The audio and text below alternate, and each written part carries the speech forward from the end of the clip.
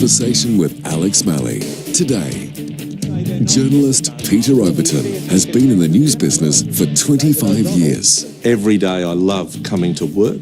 I love walking through the front gate. And why? Because I love people's stories. There's been controversy.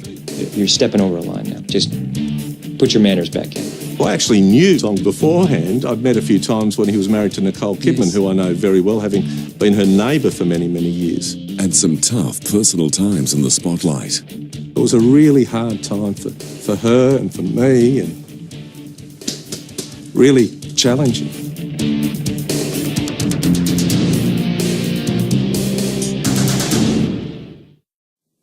Peter Overton, welcome to the other side of the news desk. Thank you, Alex. It's interesting being on the other side of the news desk. I enjoy interviewing people, done thousands of them. Don't know what to expect. I'll be as gentle as I can. Please.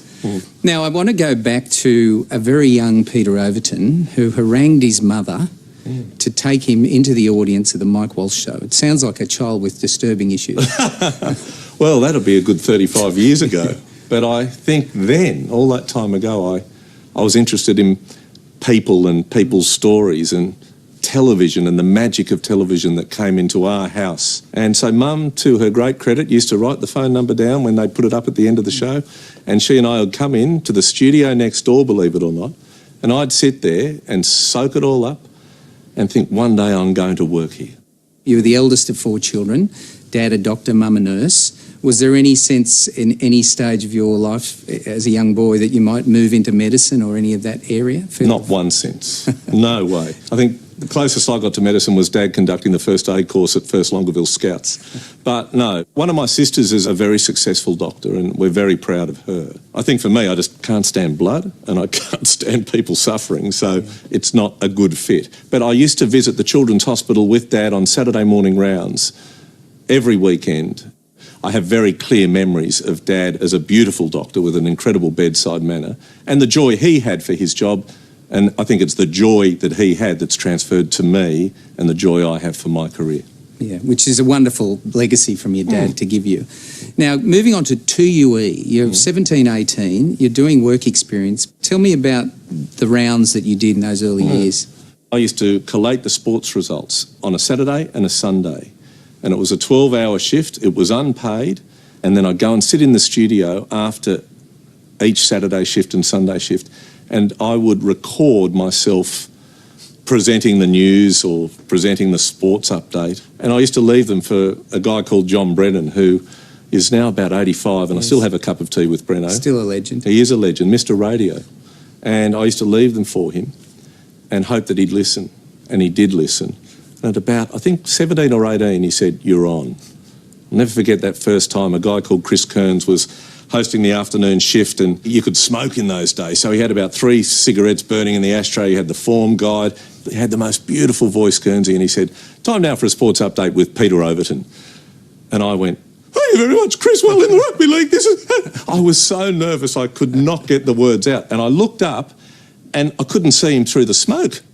And he was on the form guide, and I knew I had to keep swimming. Manly and East, meanwhile, are in a tug of war, and the NRL has been spared another public relations disaster. This is your 25th year at Channel 9. How do you compare your emotion for television to when you were just a naive but excited young man? I think it's still as rich and as strong as it was all those years ago, because every day I love coming to work. I love walking through the front gate.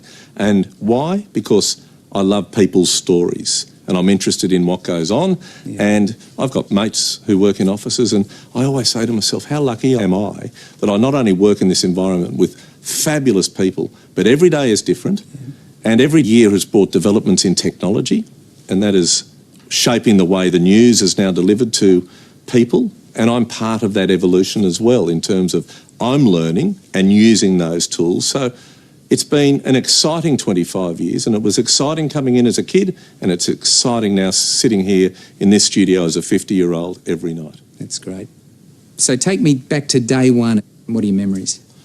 I remember going up into the newsroom and thinking, I'm being paid to be here. It's a long way from seeing Mike Walsh and Ray Martin on the midday show. But I was overawed because Nine News was the news, and Brian Henderson, I remember meeting and saying, "Hello, Mr. Henderson." Jim Whaley, "Hello, Mr. Whaley." Ken Sutcliffe. Hello, Mr. Sutcliffe. He said, I never have a holiday, I work hard, and you'll do well, like me. I said, good on you, Mr. Sutcliffe. Call me Ken. What do you remember as your first forays into the 60 Minutes crew and what was involved? Well, I was covering the Sydney Olympics for Nine News, and I got one of those life-changing phone calls. I can still remember the conversation with John Westacott, the executive producer. He said, we need to have lunch. And I said, I'll see you after the Olympics. And we had lunch. And there it was like, we've watched you and we'd like you to become a reporter. And for me, and I think for a lot of people, it was a left field appointment, but it was an appointment I relished and embraced and worked very hard every day of the 8 years that I travelled the world. I've done my fair share of celebrity interviews. It was a totally different beast, Alex, compared to what I'd known in the newsroom. I think it was only probably in the last 3 or 4 years that I really got a grip on it, because it was storytelling it in a very different way, and you were as much a part of the story as the subject matter was. But it was 8 fabulous years. Coming up, Just put your manners back in. One of the biggest movie stars in the world, who I actually knew beforehand. I'd met a few times when he was married to Nicole Kidman, Yes. who I know very well. When I reflect on it, Alex, it was quite an interview.